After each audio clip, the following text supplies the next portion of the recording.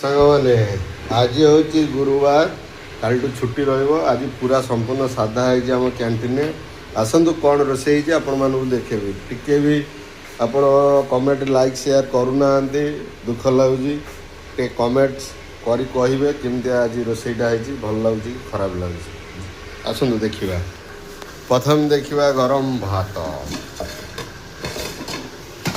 ଦୁଇ ପ୍ରକାର ତ ଭାତ ହୁଏ, ଆଜି ହେଇଛି ଦେଖନ୍ତୁ ପଣସ କଠା ଆଳୁ ତରକାରୀ, ଗୋଟେ ମିକ୍ସ ସବୁ ପରିବା ପଡ଼ିକି ଭେଣ୍ଡି ଝୁଡ଼ଙ୍ଗ ପଡ଼ି ଭଜା, ଆଳୁ ବାଇଗଣ ଟମାଟୋ ଭର୍ତ୍ତା, ନେଉଟିଆ ଶାଗ, ଏଇଟା ହେଉଛି ଆଜ୍ଞା କୁନ୍ଦୁରି ଚିପ୍ସ, ଏଇଟା ଡାଲି ଆଜ୍ଞା ଟିକେ ଗରମ କରାହେଉଛି, ଅଳ୍ପ ଟିକେ ସାଲାଡ଼ ହେଇଛି, ଟିକେ ବୋଇତାଳୁ ଫୁଲ ଇଏ ହେଇଛି, ଏଇଟା ପଣସ କଠା ଆଜ୍ଞା ପକୋଡ଼ା ହେଇଛି, ଆଉ ଗୋଟେ ବାଇଗଣ ଗୋଟା ଭଜା ହେଇଛି।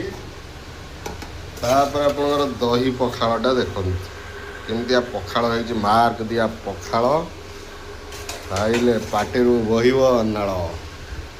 ଜୟ ଜଗନ୍ନାଥ।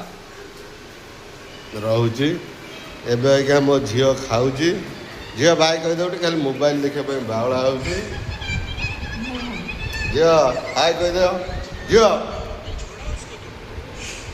ବାଇ ବାଇ କରିଦିଅ, ହାତରେ ମୋବାଇଲ ନିଶା।